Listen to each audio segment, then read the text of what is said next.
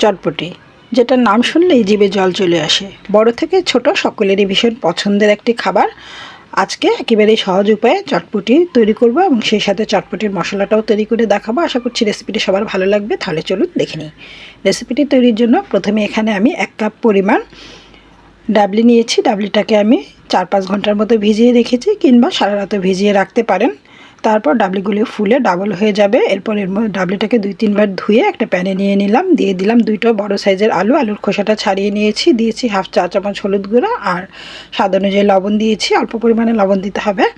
লবণটা দিয়ে এবার পর্যাপ্ত পরিমাণে পানি দিয়ে চুলায় বসিয়ে দিলাম। ডাবলিটা সেদ্ধ হতে থাক, আর এই ফাঁকে চটপটির মশলাটা তৈরি করে নিই। চটপটির মশলাটা তৈরি করার জন্য একটি প্যানে প্রথমে দিয়ে দিলাম 1 টেবিল চামচ গোটা ধনিয়া। ধনিয়াটা কিছুক্ষণ একটু ভেজে নেব। ধনিয়াটা হতে একটু সময় লাগে, তাই ধনিয়াটা আগে একটু ভেজে নিতে হবে। ধনিয়াটা ভাজা হয়ে গেলে এরপর দিচ্ছি 1.5 চা চামচ মিষ্টি জিরা বা মৌরি। দিচ্ছি 1 চা চামচ গোটা জিরা। এবারে মিষ্টি জিরা আর গোটা জিরা এই দুটোকে একটু ভেজে নিব। জাস্ট কয়েক সেকেন্ডের মতো একটু ভেজে নিতে হবে। ভেজে নিয়ে এরপর বাকি উপকরণগুলো দিয়ে দিব। এখানে আরও দিয়ে দিচ্ছি 10-12টার মতো গোলমরিচ আর 10-12টার মতো লবঙ্গ। দিচ্ছি 8-10টার মতো শুকনো মরিচ। এখানে ঝালটা আপনারা আপনাদের স্বাদ অনুযায়ী দিয়ে দিতে পারেন। দিচ্ছি 1/2 ইঞ্চি সমান 1 টুকরো দারচিনি আর 8-10টা সবুজ এলাচ। এবারে এই সব মশলাগুলো একসাথে ক্রিস্পি করে ভেজে নেব, কিংবা যতক্ষণ পর্যন্ত না এই মশলা থেকে সুন্দর একটা সুঘ্রাণ বের হয় ততক্ষণ পর্যন্ত ভেজে নিতে হবে। আর চুলার আঁচটা মিডিয়ামে রেখেছি যাতে মশলাগুলো পুড়ে না যায়। আর যখন ক্রিস্পি হয়ে যাবে তখন মরিচের বোটাটা ফেলে দিয়ে এই মশলাটা গুঁড়ো করে নিয়ে এক সাইডে রেখে দিচ্ছি ব্লেন্ডারে। এরপর এখানে ডাবলিটা খুব সুন্দরভাবে সেদ্ধ হয়ে গিয়েছে। আমি আলুটা মাঝখান দিয়ে কেটে চেক করে নিয়েছি। আর এই পর্যায়ে এসে একটি ডাল ঘুটনি কিংবা একটি ম্যাশারের সাহায্যে ডাবলি এবং আলুটাকে ম্যাশ করে নিচ্ছি। আলুটা কেটে নেওয়ার কোনো প্রয়োজন নেই। ম্যাশ করে নিলে এই ডাবলিটা একটু মাখা মাখা হবে, আর চটপটিটা খেতেও কিন্তু বেশ টেস্টি হবে। দেখতেই পাচ্ছেন চমৎকারভাবে ডাবলিটা সেদ্ধ হয়ে গিয়েছে। যেহেতু ডাবলিটা কিছুক্ষণ ভেজানো ছিল, তাই সেদ্ধ হতে 10 থেকে 15 মিনিটের মতো সময় লাগবে, খুব বেশি সময় লাগবে না। এবার এই ডাবলিটাকে নামিয়ে এক সাইডে রাখছি। আর এখানে একটা মিক্সিং বোলের মধ্যে নিচ্ছি বড় সাইজের 2টো পেঁয়াজ কুচি, নিচ্ছি বেশ কিছুটা ধনিয়া পাতা কুচি।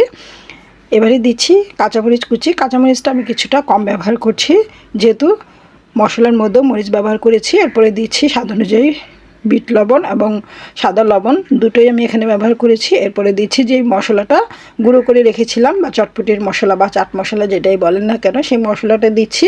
আর এই চটপটির এই মশলাটা একবার তৈরি করে রাখলে কিন্তু যখন তখন চটপটি বানিয়ে খাওয়া যাবে, কিংবা যে কোনো রকমের স্ন্যাক্স তৈরিতেও কিন্তু এই চটপটির মশলাটা ব্যবহার করতে পারেন।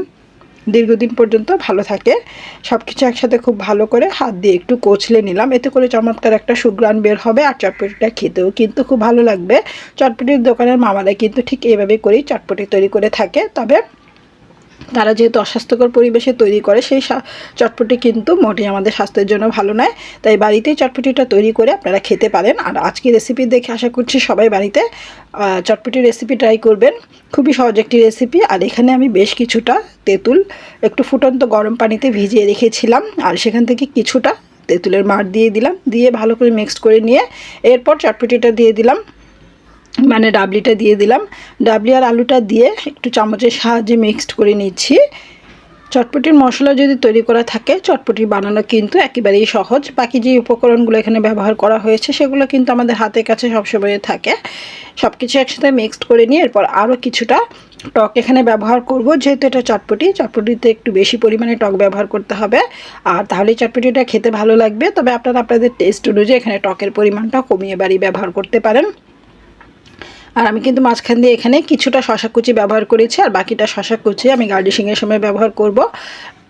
এবার এর মধ্যে দিয়ে দিলাম আরও বেশ কিছুটা, প্রায় 1/2 চা চামচের থেকেও কিছুটা বেশি চটপটির মশলা। চটপটির মশলাটা আপনারা টেস্ট করে আপনাদের স্বাদ অনুযায়ী এখানে কমিয়ে কিংবা বাড়িয়ে ব্যবহার করতে পারেন। এখানে প্রায় 2 চা চামচের মতো চটপটির মশলা ব্যবহার করা হয়েছে। এবারে দিয়ে দিচ্ছি একটি সিদ্ধ ডিম। সিদ্ধ ডিমটা গ্রেটারের সাহায্যে গ্রেট করে দিয়ে দিচ্ছি। সিদ্ধ ডিমটা দেওয়ার পরেই কিন্তু চটপটিটা একদম তৈরি। আর দেখতেই পাচ্ছেন চটপটিটা দেখতে কতটা লোভনীয় লাগছে, খেতেও কিন্তু ভীষণ মজাদার। বাড়িতে স্বাস্থ্যসম্মত উপায়ে খুব সহজেই কিন্তু চটপটি তৈরি করা যায়, বাইরে অস্বাস্থ্যকর পরিবেশে না খেয়ে। আশা করছি আজকে রেসিপি দেখে বাসায় চটপটির এই রেসিপিটি ট্রাই করবেন। বৃষ্টির দিন হোক কিংবা কাঠফাটা গরমের দিন, চটপটি কিন্তু যে কোনো সময় ছোট থেকে বড় সকলেরই ভীষণ ভীষণ পছন্দের একটি খাবার, তাই স্বাস্থ্যসম্মত উপায়ে খুব সহজেই বাড়িতেই বানিয়ে নিতে পারেন সবার পছন্দের এই চটপটি। আশা করছি আজকের রেসিপিটি সবার ভালো লেগেছে। সবাইকে ধন্যবাদ জানিয়ে আজকের মতো এখানেই বিদায় নিচ্ছি। সবাই ভালো থাকুন, সুস্থ থাকুন। আল্লাহ হাফিজ।